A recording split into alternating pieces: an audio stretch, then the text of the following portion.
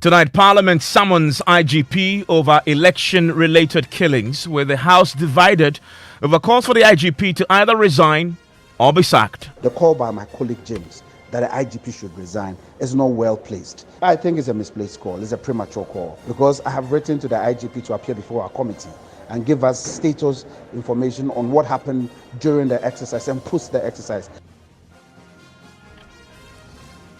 Tonight we'll hear from the police as it discloses details of ongoing investigations into the fatal shooting of two persons at the Tuchiman South Collation Center. Plus, why is the majority leader asking MPs to beef up their own personal security? We have the answer.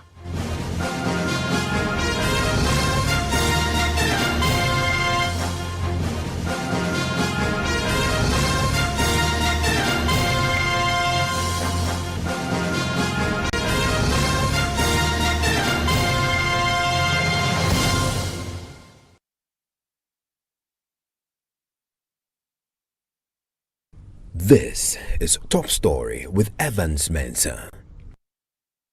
And Top Story is always brought to you by Gasim Cement, the nation builder, and also Belacqua Mineral Water.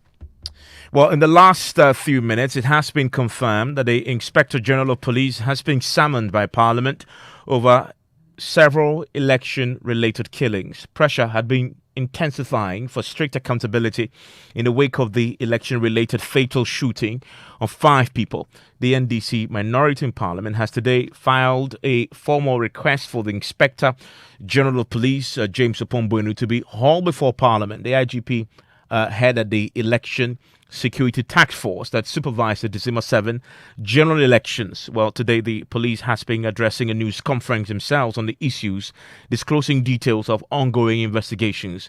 Well, we now have confirmation that the IGP will appear before the House next week to answer questions on the role of the police in these shootings. Listen to the chairman of the Defense and Interior Committee, Sefe Champon, speaking to my colleague Joseph Gakpo. Heightened some reportage which is negative. However, if you're doing an assessment of the entire deployment, we did well as a country and we must pat ourselves at the back. We should, however, condemn the excesses. But as I always say, as you admonish and talk to the security service personnel to also restrain themselves at the least provocation, we must admonish ourselves as country people to also ensure that we take our civic duties responsibly. Sure. And don't go overboard. Sure. So in condemning the excesses, will you additionally condemn how the security agencies reacted in terms of the killing that you've seen, for which James Agaga, your colleague, think that the IGP should resign or be dismissed? I think the security service personnel were in defense of the attacks which were being waged against them. And the first and immediate response by any person is to defend themselves. Unfortunately, out of that defense, lives fell. And let us not go away from the fact that an action resulted in such a reaction. But shouldn't the level of reaction be equal or proportionate to the provocation? Because if you're firing bullets on unarmed civilians, obviously this is something that their own standard operation shouldn't encourage them to do. Joseph, ideally, I would not be saying this. Unfortunately, yesterday, civilians, so-called, on the streets of the capital, on a normal civic responsibility of protest, which should not warrant pelting of stones, of weaponry.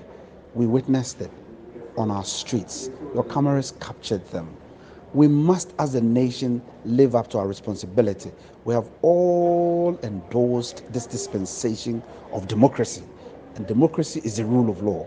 If you don't understand anything, don't take the law into your hands. If you do, there we have these excesses. I will not falter the security service personnel properly placed. The call by my colleague James that the IGP should resign is not well placed. I have delved deeper. You think it can be misplaced call? I think it's a misplaced call. It's a premature call. It's misplaced because I have written to the IGP to appear before our committee and give us status information on what happened during the exercise and post the exercise. I'm sure based on that, today the CID unit gave a news conference.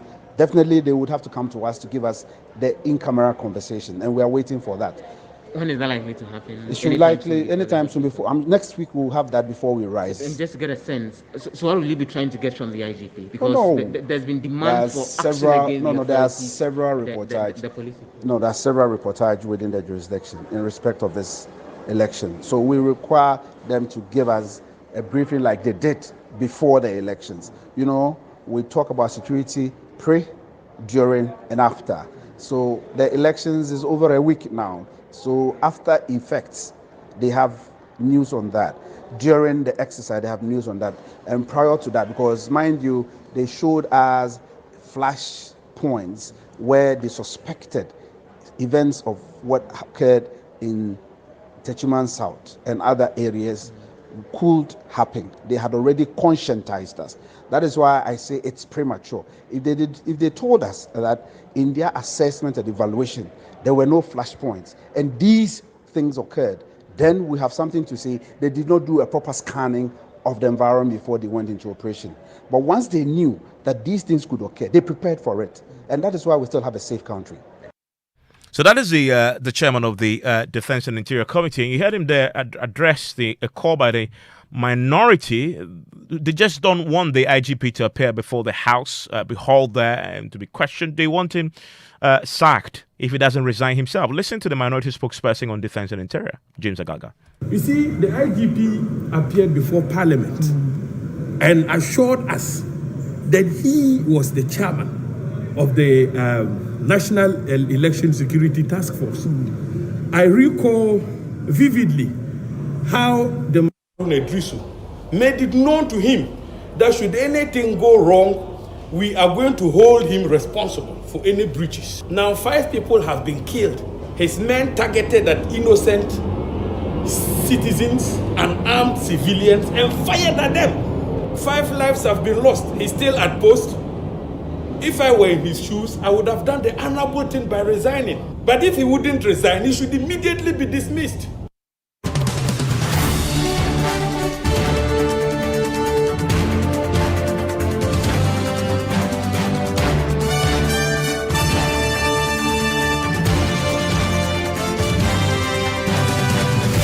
I want to bring in my parliamentary correspondent now, Joseph Gakpo, who joins us on the telephone line right now as this plays out in the House. Joseph, we got clarity today from the chairman that, in fact, a formal invitation has gone out to the IGP to appear before them for questioning. But we know that the minority side, they want far more than that to happen.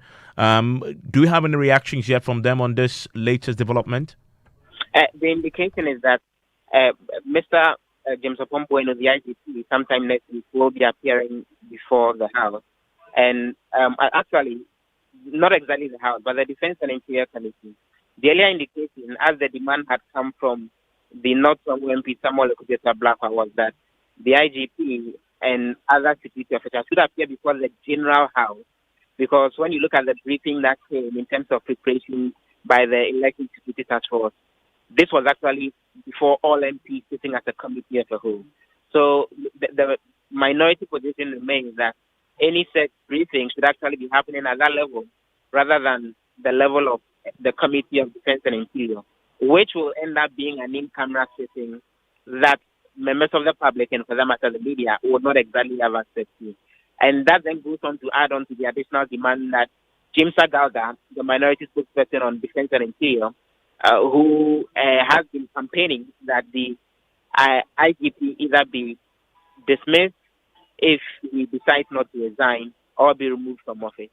It's interesting how this is playing out, and it looks like more of it will play out eventually when the committee goes ahead to make him together sometime next week. And for those on the majority side, the demand for his dismissal is misplaced and premature by virtue of the fact that he's not yet been back to brief MPs going forward. So we gather a firmer decision on whether he should appear before the House generally, apart from appearing before the committee will be taken by leadership subsequently. Him and Sabunti, who is the majority leader, says leadership will have that conversation and come to a decision on that in the day. Joseph, thank you very much. Thankfully, we have the chairman of the Defense and Interior Committee joining us right now. Let's get some clarity from him on this matter going forward. Mr. Sister Champ, I'm grateful that you could join me here on Top Story.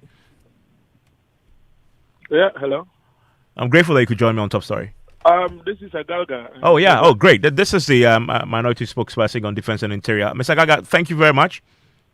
Thank you, Evans. Yes, we are hoping that we'll be joined shortly by your chair. But we just had confirmation from your chair that the committee had formally now written to the IGP to appear before your house, before you next week. You have this information, correct? And this, you endorse it? Well, Evans, the committee may have written to the IGP that my position for his resignation or dismissal does not change. I am worried about the disproportionate use of force against unarmed civilians by police and military officers when it was factual that those civilians were in full retreat after the police had fired warning shots. They were in full retreat. So on what basis did they target at them and fired live ammunition into the crowd? And in the process, several lives were lost. IGP clearly told Parliament that he was going to be the chairman of the National Election Security Task Force. And we warned him on that occasion that if anything untoward happened, we were going to hold him responsible. Now, something untoward has happened. The disproportionate use of force by the police and military officers resulted in the loss of life. But that conclusion is based on what account exactly? I mean, don't you need an investigation to come to the conclusion that the police actually acted illegally? Look, Evans, I've watched the video. You may have seen the video footage. And so we are not speaking in abstract terms. We have all seen the videos. And we're saying that in those videos, you would see a crowd in full retreat. You would see police and military officers targeting their weapons at them and firing directly into the crowds. In the process, 2 or 3 people drop dead. And you can hear in the background the officers in question clearly stating that, yes, somebody is dead. He's motionless. I mean, what evidence do you need again? Now, I'm saying that the chairman of the Election Security Task Force, who had appeared before us and briefed us, it took him too long to speak to the nation about what had happened in Techiman and elsewhere. In the face of these gruesome attacks, we are saying that the Inspector General of Police has failed the country. The National Election Security Task Force has failed us. Who is their chairman? The Inspector General of Police. So we're asking that he should do the honorable thing to pave the way for investigations. Okay, today the police held a press conference on these matters. On the Techiman incident, I wanted to listen to CID's Director General, COP Isaac Kenibo, explain what happened, at least from the police's point of view. 8th of December at about 1600 hours, while the Techiman District Electoral Officer and political party representatives were at the Techiman South Constituency Coalition Center working on the presidential and parliamentary results, some NPP supporters started jubilating that their candidate had won the election. A mob of NDC supporters began throwing stones at Women Champion Hall, the center. The police and military personnel on duty tried to calm the situation down, but all efforts proved futile. Someone fired a shot from the crowd and others started throwing stones and other weapons at the coalition center.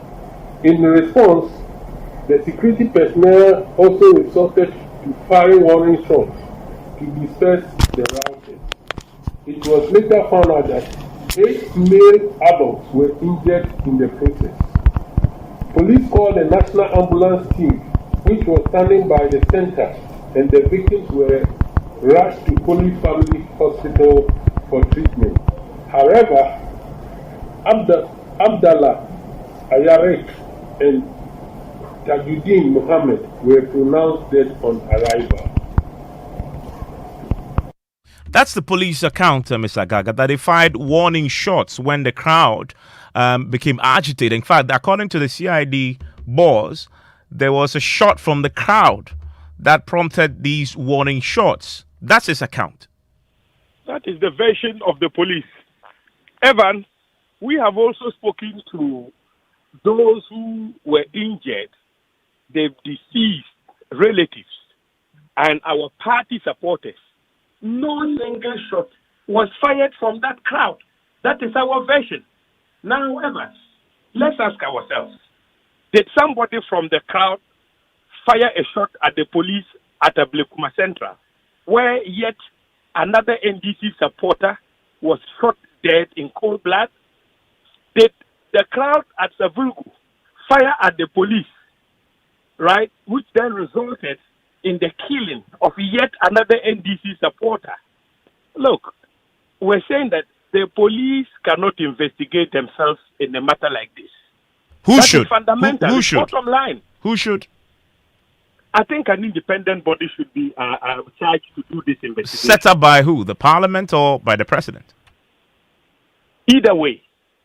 But I'm saying that, in view of the fact that the police are the ones who are being fingered here, it would be grossly unfair for them to be the ones to carry out an investigation in this matter.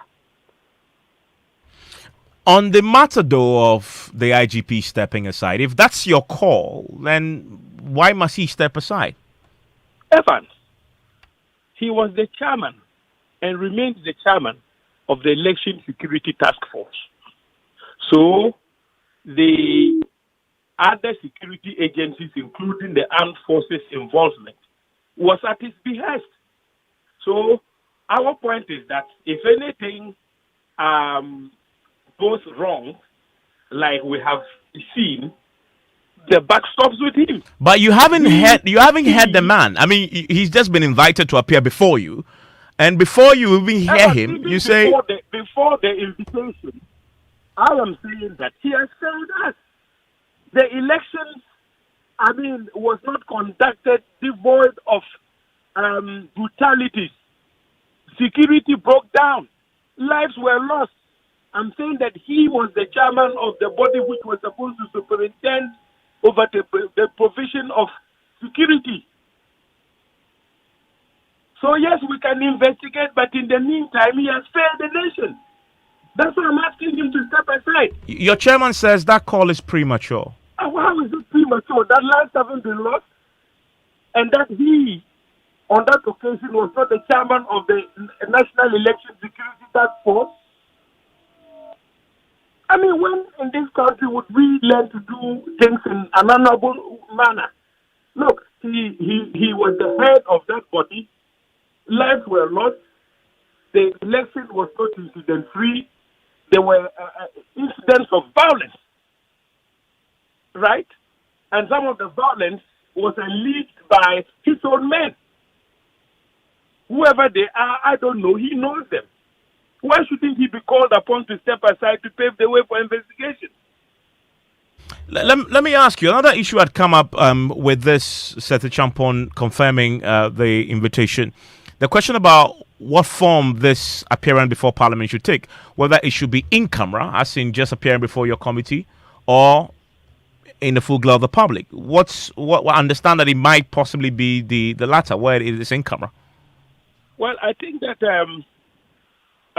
first of all, when the IGP appeared before Parliament and briefed us prior to the conduct of the election, I mean, it was not in camera. He briefed the plenary. And so, if the same IGP is pretending to the House to account for his stewardship during the conduct of the election, I think once again it should be before the plenary. It's as simple as that.